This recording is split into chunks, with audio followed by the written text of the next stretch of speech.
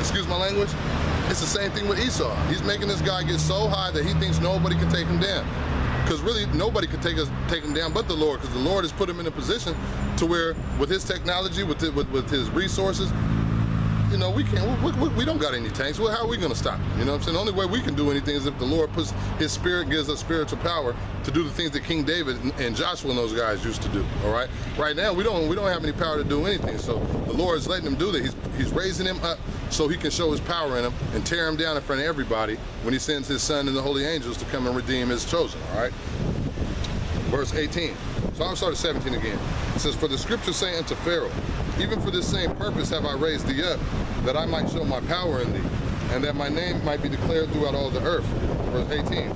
"Therefore he has mercy on whom he will have mercy, and whom he will, he hardeneth." Because isn't that what he said to the Pharaoh? Didn't he tell Moses that? He said, look, take this stick, go throw it down in front of Pharaoh, and the stick's going to turn into a snake. Go wave your staff over the water, it's going to turn into blood. He said, for all these things that I'm doing, Pharaoh's still not going to let him go, because I'm going to make his hard heart, because I want to do more things. So that's showing that the Lord controls stuff.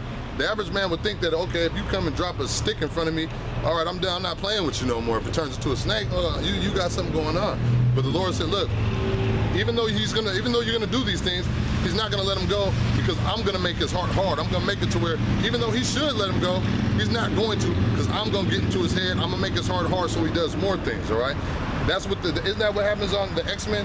Where Professor X don't gotta do nothing. He doesn't have to get up out of a chair. He can just sit in that chair, his legs don't work, but he can get into your mind and make you do what he wants you to do. That's what they're trying to show you in that movie X-Men, that this is how the Lord works. He doesn't have to do anything, all right? You got a bunch of guys with all kinds of powers that he can send to go do whatever, and if he doesn't want to even send them, he can just get into your mind. That's how the Lord operates, all right? So, verse 18, "Therefore he have mercy on whom he will have mercy, and whom he will he harden." Verse 19, "Thou wilt say unto me, why do we yet find fault? For who has resisted his will? Nay," verse 20, "Nay, but O man, who art thou that repliest against God?" All right? "Shall the thing that's formed," okay, because we were formed, "say to him that formed it," say to the person that formed us, "Why hast thou made me thus?" All right? It's a lot. Verse 21, so we can't do that. We can't ask the creature, because we're creatures. We can't say to the creator, "Why did you make me like this?" All right? Verse 21, "Have not the potter power over the clay?" All right? We're the clay. Doesn't the potter have power over us? All right? "Of the same lump," okay, he could take one lump of clay right here, right? It says, "Of the same lump, to make one vessel unto honor," to make a vessel to honor, you make a vase. It says, "And another unto dishonor." Another one, you make an ashtray, all right? So the Lord's basically telling you, out of one lump of clay, I can make something to honor and something to dishonor. Isn't that love and hate? I love Jacob, I hated Esau. One is the righteous, one is the wicked. One is to honor, one is to dishonor. One I'm gonna have mercy on, and one I'm not having no mercy. One I'm gonna harden, okay? That's what the story of Jacob and Esau is, all right? The end of the world and the beginning of the world that followeth, okay? It says at verse 22, so this is the point. It says, "What if God, willing to show his wrath and to make his power known, endured with much long suffering the vessels of wrath fitted to destruction?" So the Lord just said right there that with much long suffering, he just said that the Edomites are the vessels of wrath and they're fit for destruction. That's what the Lord just said, all right? I didn't write that, but that's what he's saying, you know, if you can understand. He just said that the Edomites are the vessels of wrath and they're fitted for destruction. That's why when we read in that Bible dictionary right there, it said they're the only neighbors of the Israelite who are not given any promise of mercy from God, all right? So let's get some of these prophecies that the Lord said he's going to do to the Edomites, all right? Because we got a bunch of prophecies on the Israelites, all right? We know what God said he was going to do to us, and he did it. Just like I say, like this ship right here, like this, these ships right here, this was a prophecy, right? This is what the Lord said he was going to do to us if we didn't listen. And it happened to a T, right? That's why it said nobody will buy you. That's why there wasn't no World War I or no World War II to come get us out of slavery. That was a judgment of the Lord. Wasn't nobody going to do anything about it, all right? So it's the exact same thing with these Edomites, man. You guys got a judgment coming, and it don't matter what you think, don't matter how you feel. None of that matters. The only thing that matters is what God says, and it's going to happen. Ain't nothing that the Lord said out of his mouth going to return void, man. Everything happens that the Lord said with pinpoint accuracy. And accuracy is so pinpoint, it's so pinpoint sharp, it makes you begin to think, dang, did somebody write this after they seen it? Because it's like, how could it be How could it happen this perfect, all right? So let me give you an example, all right? Let's go to Amos 3 and 2 real quick.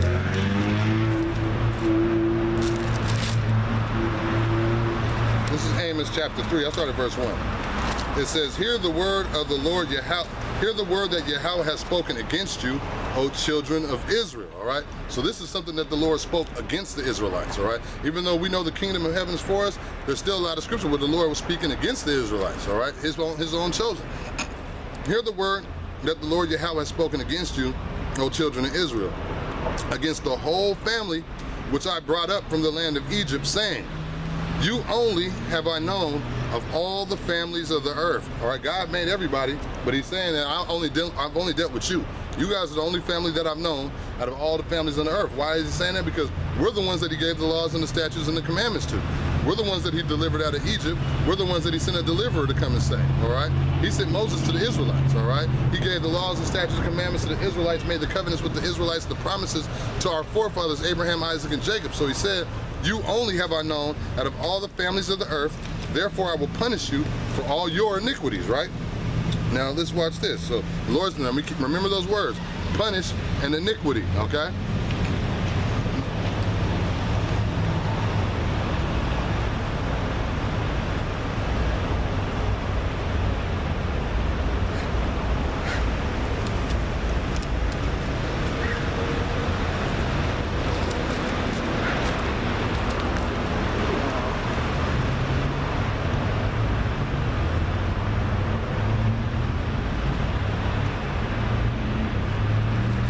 So remember that, the word punish and the word iniquity, all right? So this is the book of Lamentations, chapter 4, verse 22. Because remember, the Lord said that you only have I known out of all the families on earth. He said we're the only ones that he knew. So therefore, he was going to punish us for all of our iniquities, all right? So this is Lamentations chapter 4. I'll start at verse 22. It says, the punishment, because remember the words, punish and iniquity.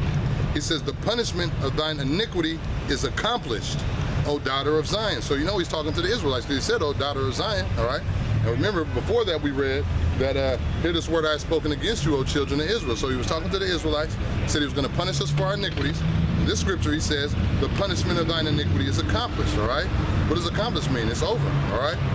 It says, O daughter of Zion, he will no more carry thee away into captivity, all right? Wasn't this us being carried away into captivity, all right? It said that was a punishment for our iniquity because we were the only ones that he knew of all the families of the earth. So he said, he will no more carry thee away into captivity, okay? So we're not going into slavery anymore. Contrary to popular belief, whatever these people think, the New World Order, Esau got all these plans to enslave us. The Lord said, we're not going into captivity no more. Our punishment's over, all right? It says, he will visit thine iniquity, O daughter of Edom. He will discover thy sins, all right? So now we know that this guy Esau in the Bible, this guy who's the son of perdition, we now know that his judgment's coming in, all right? The Lord said he's gonna discover his sins, all right? O daughter of Edom. So now we know that Esau, you got some judgments coming. The same way the Lord has pronounced evil to the Israelites and got on us, he said that our punishments and our iniquity is over. Now, we still got to go through Jacob's trouble. We know that 2/3 of our people are still going to be destroyed, but the Lord's going to deliver the 1/3 of our people, the elect of Israel, all right? And we're going into the kingdom of heaven, all right? Now, let's get into some of what Esau got coming, all right?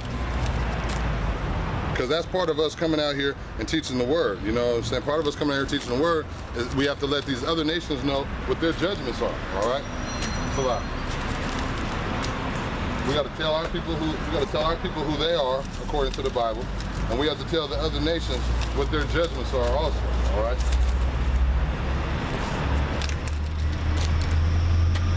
So